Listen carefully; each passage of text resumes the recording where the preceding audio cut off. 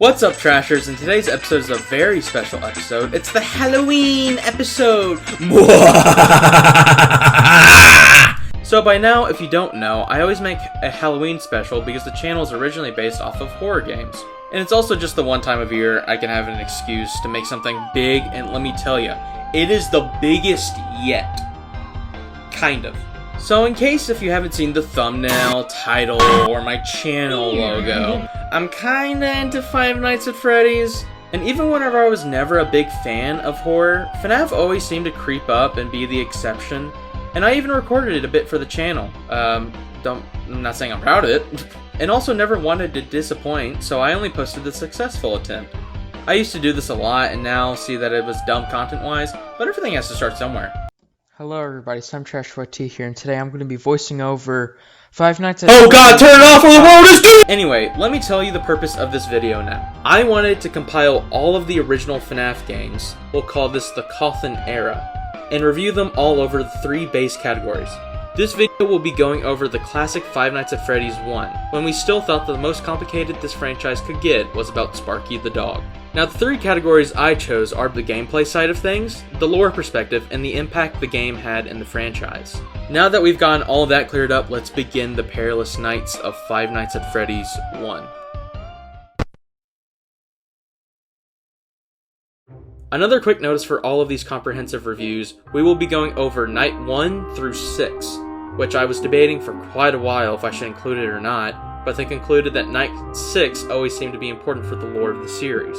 And on a further note, I will not be including Night 7, except maybe FNAF 4, since it is usually the custom night and I'm not going to suffer that much for this. Now, Five Nights at Freddy's, or most commonly called FNAF, is one of the first in the genre for sit-down horror, where you are in one spot and protecting yourself from the enemy. With you are two security doors, which is not at all concerning for this job, which you can close and open and also light up, so that you can see what is hiding in the dark and check the blind spots while you're at it in the hallway. The other line of defense you have is a sophisticated camera system, which gives you insight on where the animatronics are in the night. The cameras are essential for a few characters, however, that can also wait on a later note. First, I need to explain the animatronics' movements, with every animatronic heading from the show stage except for Foxy at his own called Pirate's Cove. Bonnie the Bunny heads to the dining area, to the backstage, to the west hall, to the supply closet, thus reaching the door. With Chica the Chicken being similar with going to the dining area, to the restrooms, to the east hall, kitchen, east hallway, and then the right door. Seeing as how these two are so similar and are always on your case throughout the night, we will call Chica and Bonnie the Travelers. Next being Foxy the Pirate, who is generally the outcast of the four, seeing as how he could sprint swiftly from Pirate's Cove to the left door, leaving no room for error when your time runs out. His classification came pretty easy to me, honestly. We will just label him the Sprinter.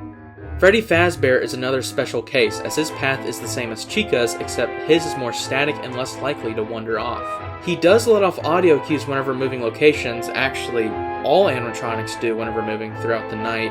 However, this one is the infamous Fazbear chuckle. He is cloaked in darkness for the most part, with his glaring silver eyes being the only distinction whenever on cameras. So we will award him with the class of Stalker. The final one being Golden Freddy, the notorious reason for how this franchise kicked off on the lore. Now, they are the real wild card of this series, with them having a rare chance to appear when you flip your monitor down. Since he seems to be the type to catch you by surprise and hex his death upon you, we'll just give him the Haunter class. I don't know, he just doesn't pop up too much. With that all out of the way, we will finally go into Night 1.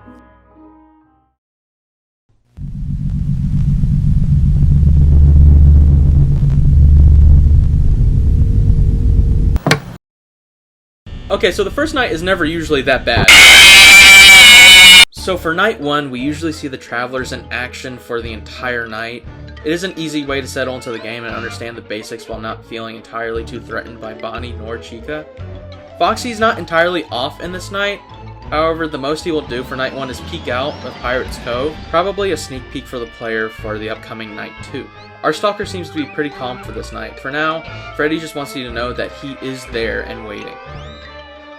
Their AI levels are pretty low for the night. Their levels ranging from 1 to 20. All of them are actually set to 0 for the most part.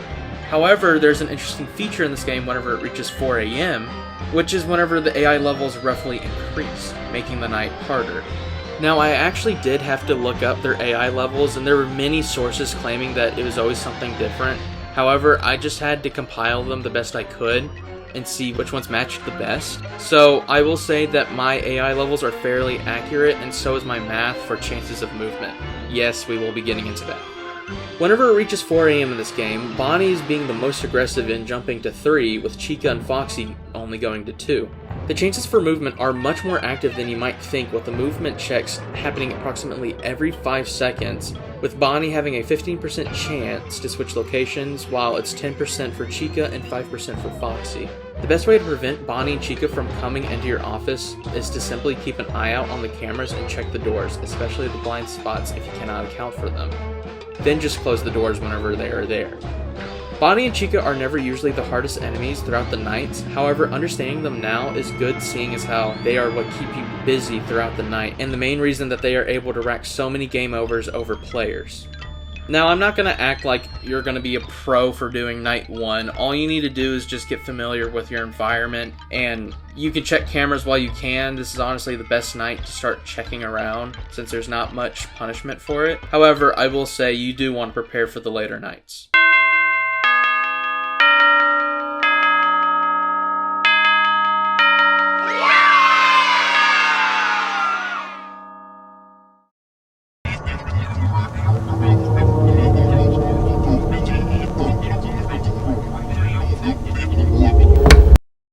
Now, Night 2 is what you expect it to be. It starts off much faster than Night 1, with a bit of increased difficulty to the Traveler class. Bonnie now starts off with a 3 with this AI level, with Chica falling behind with a 1 and Foxy also with a 1, until it reaches 4 AM again, where Bonnie doubles it at a 6, Chica at a 3, and Foxy also at a 3. Freddy is still inactive for this night, which makes it so that Bonnie has a 27% chance to move, 14% for Chica, and 10 for Foxy. Of course, Bonnie and Chica you need to be more wary of and start to learn the audio cues of their movement for them. Now for Foxy, his mechanic is quite interesting, since it seems to bound you to the camera. See, Foxy needs constant attention on cameras. He's kind of like a Twitch streamer nowadays. He's really begging you to get subs. Hype train, Foxy, hype train! Whenever giving him more attention, it stalls him from peeking out of Pirate's Cove and killing you. You can block him with a door whenever given insufficient attention towards that camera. However, if he were to hit you more than once, he will start taking off 5% more off of your power each time, which is very essential to having, seeing as how there are many times that you are running on fumes at the end of the nights. The best course of action is to check up on Foxy every 10 seconds for now, which should be plenty enough for Foxy to turn into a hermit crab for the rest of the night. Overall gameplay shouldn't be too difficult. The ramp up in difficulty is just adjusting the player for the further on nights.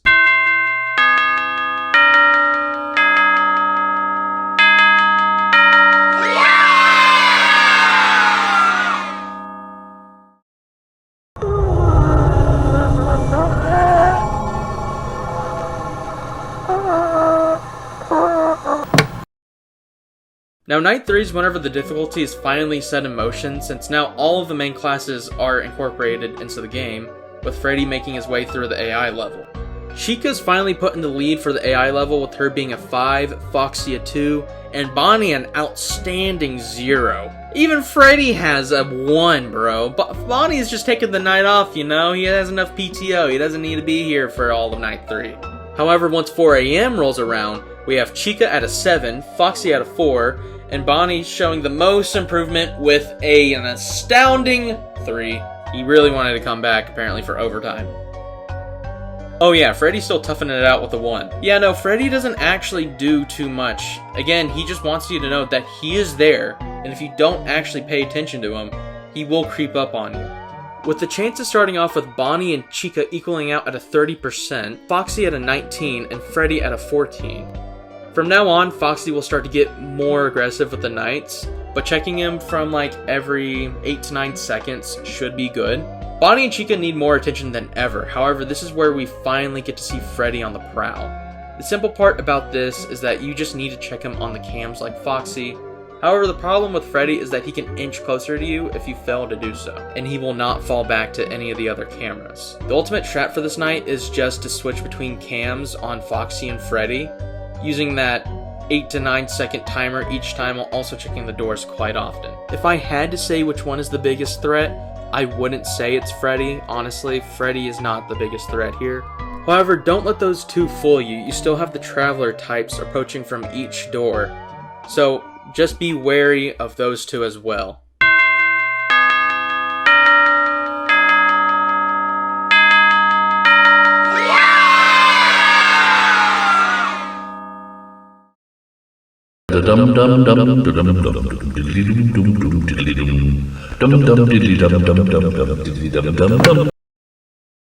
Now, we are finally at what seems to be the make it or break it moment here in the game, the whole learning curve, to see if you have enough determination and ability to proceed on with the nights.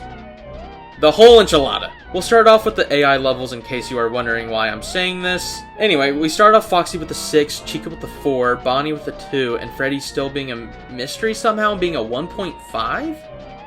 I didn't know this game could get into 0.5s, but apparently it can. However, it gets worse, with Foxy reaching an 8 later on, Chica a 6, Bonnie a 5, and Freddy also has a 5. So now Freddy is actually a threat in this game.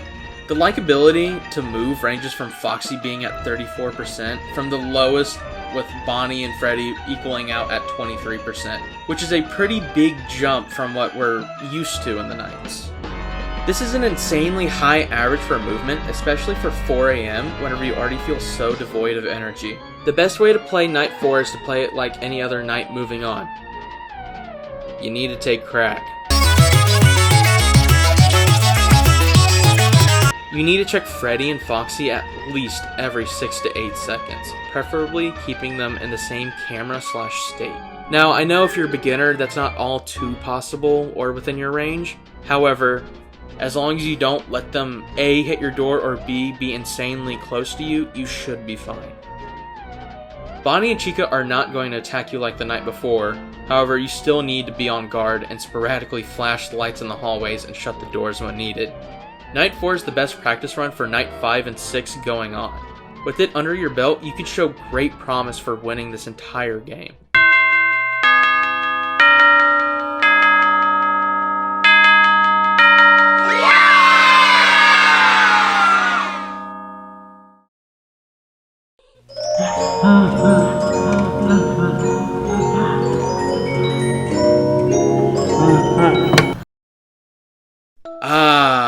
There, we are finally at the namesake of this franchise, the beloved 5th night. The night I could drink some beer and open some Pokemon cards with my amazing paycheck. So with this night, they really wanted to drive the point home that you should have never applied for this job by introducing to you that they really hate your guts.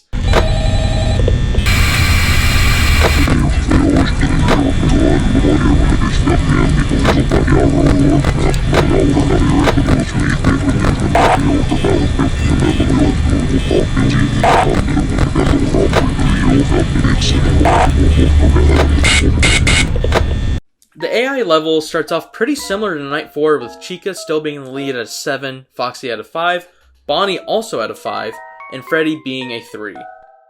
4 hours later, and they get a caffeine rush with Chica raising it up to a 9, Bonnie and Freddy also being at an 8, and Foxy being at a 7. The lowest movement percentage being at Foxy's 30%, and the highest being 37. We are now inching to the 50% range where they can move insanely fast due to a bad coin flip. Now this may sound dumb, but just repeat what I said for Night 4, but faster. You should not need to use the cameras anymore unless if it's for Freddy or Foxy, because now you've learned the audio cues for Bonnie and Chica, so you should be good now. I know I advised that they can never reach your door or get close to you in previous nights, but now they really can't, with your power not being able to maintain Freddy nor Foxy. Now, if you do have Freddy moving to a different camera, just focus on the next one and slow him down as much as possible. The doors should be checked in any spare moment you have. Chica and Bonnie move insanely fast in these nights from now on. They'll even make you close both doors due to how fast they cycle through them, actually. When you finally get through the night, it will feel like a huge accomplishment if it is your first time beating the game, because it will feel like you are quick-handed? Slight-handed? Master of hand? No, that's just a sex joke for some reason. Anyway, the best tactic for this night is to slow down Foxy and Freddy as much as you can, and to be always checking the door swiftly, then repeat the process. And when you do that, you have certainly beaten Five Nights at Freddy's and received that amazing paycheck. Bravo, you have done it.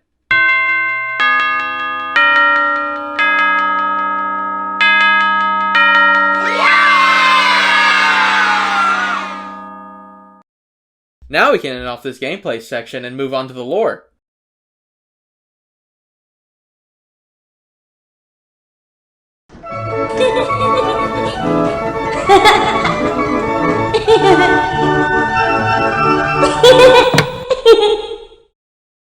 You just couldn't stay away, could you? The animatronics don't understand why you came back. I don't understand why you came back, but because he did, now I have to do a review over it. The weird part about this is that this was the first ever time I've actually done Night 6, since I was always scared of failing too much at this game. Fortunately, I actually did complete Night 6 on my second try, with first just having an insanely fast corridor march from Freddy. Don't worry though, Trashers, I suffer plenty in the next game. So, as you can expect, things can get so much worse. So Freddy starts off at a 4, Foxy at a 6, Bonnie at a 10, and Chica coming out on top with a freaking 12. Then we just chill around 4 AM and hope the animatronics have died out. But they haven't, because they're already dead. Alright, let me start reading these. Wait, did I do that right? Huh. So apparently we are just going to go double digits, with Foxy being at a 10, Freddy at a 13, Chica and Bonnie both tag teaming Yoa, with Cupcake Guy's favorite age, 14, with their lowest movement percentage being 40% for Foxy and the highest being 53% for both of the travelers. Dear God, this night sucks. Oh, I mean, it's not impossible. Okay, maybe just a little bit. Not saying I can't do it, but dear lord, it was really hard. But you should be fine if you just listen to me. But don't take everything I say to heart, because I'm really not the best person to ask. Anyways, okay. So dear viewers, so you might need to be a bit good at the game to try attempting this night, because you cannot waste more than a few seconds overall if you want to make it through the night with skill. The cycle that I abide by is this exactly, and I need you to pay very close attention to what I'm going to say. Check both doors, light up the hallways for less than a second, flip the monitor to check Foxy then Freddy as fast as you can, repeat. Oh yeah, that's really it. Okay, before you ask, why didn't you say this earlier, Trash? I could have just done that besides listening to your whole gameplay portion. Yeah, I know. However, I was just describing what you had to do as a requirement for the night. Especially for beginners that haven't exactly become fluent with the game yet.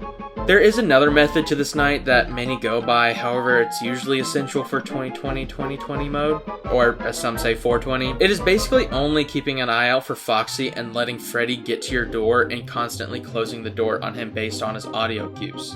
However, that is just so much more complicated for both a beginner and Night 6 in general, so my method has clearly proven to be more simple and effective when playing the game. Now, as you can notice with a game like this, it is very RNG based with the percentages and likelihood of events.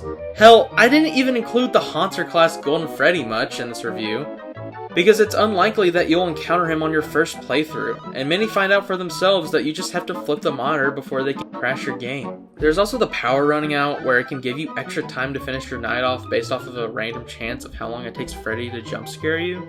I want to point out that my gameplay review did not go off of chances like those. The facts and advice I presented were to give a general understanding of how these classes move at night, and what it takes to survive each night. I know I'm not the best at explaining what to do, but essentially you should be able to understand the task at hand, without accounting from the goodwill that chance-based events may occur.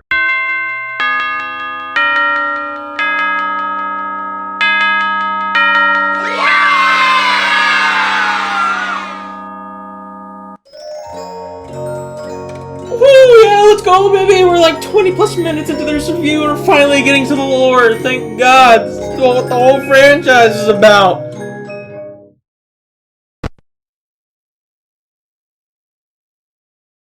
So instead of going night by night for this game, it seems fine if I just state what all this game has to offer for now. For later games like FNAF 3, I'll have to go in order for the nights, but for now, we seem to be in a good position just to state what we all see in the game. Let's get one thing straight. This place is a terrible place to work at. The moment you clock in as the night guard, you're greeted by a friendly hunky voice named Phone Guy. Hello? Hello? I wanted to record a message for you to help you get settled in on your first night. Nothing to worry about, he says, right before casually dropping the fact that animatronics tend to roam the halls at night because something free roaming mode. You know, for maintenance. And if they see you after hours, well, they might mistake you as an endoskeleton and shove you into a suit. You know, fun stuff. Totally not a violent death by extreme acupuncture treatment. Phone Guy mentioned something about an incident called the Bite of 87. They used to be allowed to walk around during the day, too. But then there was the Bite of 87. Yeah. It's amazing that the human body can live without the frontal lobe, you know? Which already confirms that we have OSHA in this reality, and that they need to get to this place sooner. He also mentions how the victim's frontal lobe was chomped off. However, we won't go deeper into this lore because it is insignificant for this game for now. Then follows up with saying how stinky the animatronics start to get, which we can confirm is true seeing as how we get exclusive newspaper clippings about this incident in the hallway. Even saying that the smell is getting so bad that the pizzeria had to shut down due to poor sanitation. Jeez, Scott, I know it's the first game you've done in the horror genre, but dang! You really thought that people wouldn't see the forest for the trees with this one? It's like seeing a billboard on the road that says drink. Like, bro, I'm already 85 miles per hour ahead of you. Oh, and that whole incident, it was allegedly pinned on a guy who was dressed as one of the mascots to lure the kids away. A mascot that was a man in a yellow suit. Remember that. It'll matter a lot towards the franchise moving on. Blah, blah, blah. Oh god, we learned that Phone Guy died while talking to us somehow and that the animatronics really just want to help you throughout the night.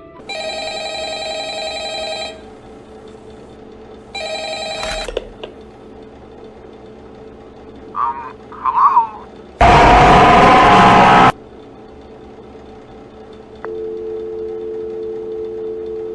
And then after you complete night 5, you get your paycheck where you learn your name is Mike Schmidt.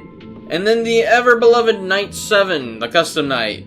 Yeah, there is actually lore associated with all the custom nights too. I'm still not doing them. However, instead of a paycheck, we actually get a complaint and a notice for termination, with the reasons being stink. Moving on from the guaranteed parts of the game, there is a ton of RNG around the pizzeria. Posters of dismantled Freddy, or even crying children scrawled all over the walls. However, this is the one glaring side of the lore that started this whole train to begin with.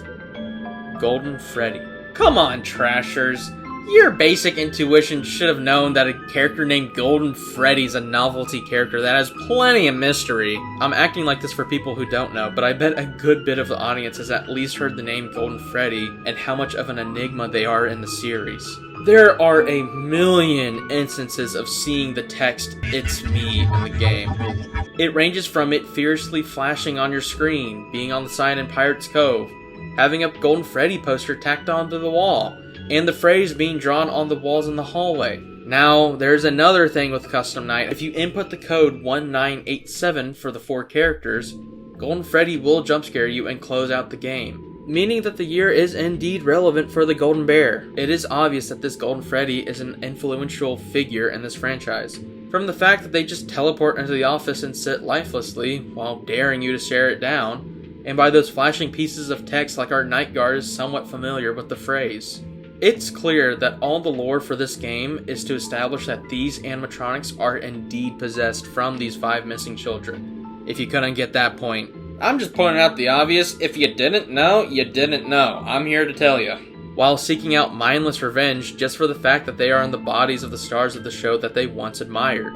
However, when the game first came out, many had questions about who was the person that killed the children. Did they use the Golden Freddy suit? Who are you to have words with such significance about this mystery? Sadly, it cannot at all be confirmed with this game. However, the later installments went out of their way to flesh out these details and more, which was able to create an even more rich lore for this series. Now, I will say, I definitely know that Scott Cawthon did not have this at all planned for the future. However, I do think that is why the game still stands so well today. It gives you just the right amount of lore to get you started into the series, and makes you go through a rabbit hole to see if your own questions or theories can be proven. Overall, the right amount of detail is shown towards the lore in this game, with this game being the backbone of information for the series.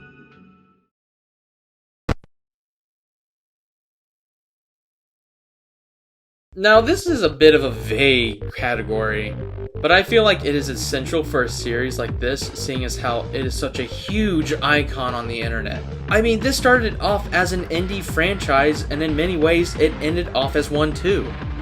I'm looking at you, Security Breach. No one thought that it would explode into what it was today. It stirred the entire internet like it was a reaction to the next Mario mainline game. If this game made waves, it flipped the entire boat of expectations. This game wasn't a graphical masterpiece, wasn't open world, hell, it wasn't even 3D for the most part. However, it was able to completely maximize the effectiveness of how truly terrifying and helpless you feel when you sit in one spot. Listening to a terrifying ambiance for the entire night, and protecting yourself from those unsettling anthropomorphic characters that seek to murder you in excruciating detail. For indie developers, this game was a model showcase on how horror games can be played in such a simple manner. However, it requires a good amount of skill to complete, while also maintaining a rich background plot that you had to investigate yourself. Another impact I am most excited to talk about is the community. This may not come off as a surprise, but this game is so entertaining but also aggravating due to the fact that you are meant to fill in the empty gaps left behind by Scott, which attracted a bunch of theories towards the game and even made plenty of YouTubers' careers based off of the franchise. Game Theory, Markiplier, iShowSpeed, Dako, 8-Bit Ryan, Corey X Kenshin. I could say so many more, but this is enough just to emphasize that these people started off from this franchise are doing extremely well. Even I started off with this series, since it was my favorite topic to talk about. The only difference being that those YouTubers are actually pretty cool though. There are only a few communities I would say are actually manageable and calming to talk to. This game created a community that unified everyone's interest and integrated many people that seemed pretty chill to be with. Of course, just stay away from those kids that seem a bit too happy to see Freddy and you should be fine. The last impact I want to talk about that it made was me. Now, I know you may not know this since I'm an incredibly manly man with such a masculine top hat and sexy shirt, but I'm deathly afraid of horror games. I can't help it. The ghost goes boo and I chew on the funny piece of licorice I call a tongue. But this game really broadened my horizons for gaming and lore-seeking endgames. Anytime I play a game now, I have to search for a hidden meaning somewhere, even if it doesn't have one. I mean, I made an entire review off of this game, just so that I could prove that I'm a Tylenol baby that has such an obsession that I'll use my own channel as an excuse to talk about my favorite franchise. Random people will just walk up to me, not knowing who I am or the channel, will ask me about the difference between the Bite of 83 and the Bite of 87, just because I look like I know about FNAF. Which I don't know what that all entails, but either way, I will ask in return if they have enough PTO to continue. Overall, the game that turned into a franchise soon after the release of the first game has garnered such an impact across the internet gaming industry, little people like me so much, that people are still talking about it 10 plus years after it was released. Which is crazy because that can mean that it will be put in a textbook for the next generation, bringing a whole new meaning to jump scares. Maybe it'll be like a Fliporama situation. I mean, we got actual books still expanding on the lore and inflicting more terror into children. And we got a flipping movie over this game, bringing even more awareness of how horror gold the genre is. Whenever people think of horror, this is definitely one of the first to pop up in their mind, based off of the fact that it is regarded as a masterpiece of its own genre.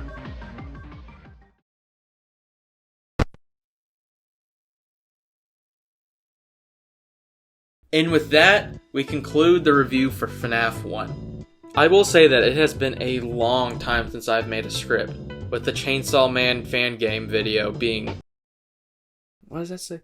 2 years ago?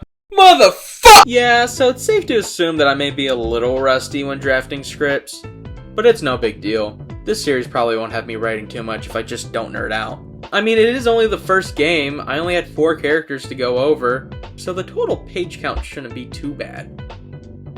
It's going to get so much worse. Anyway, dear Trashers, please let me know if it was a bit boring or not enough boring, whatever the hell that means. I'd really appreciate the comments to help better these videos, especially since I'm planning on doing the entire series. Overall, I think I did do a fine job on thoroughly going over the gameplay, lore, and impact of this game. Believe me, I've been mulling over these subjects for the better part of a year now. They had to be something that showed the game its true worth. Not that many people don't know that, but still, I wanted to get away from the face value that this game has and help elevate the status of this game for some viewers. And with that, I think I've rested my case plenty enough on how much I think this game means to me and everyone on the internet. And with that, I'll bid y'all farewell and thank you for watching the video. I'll trash with you later.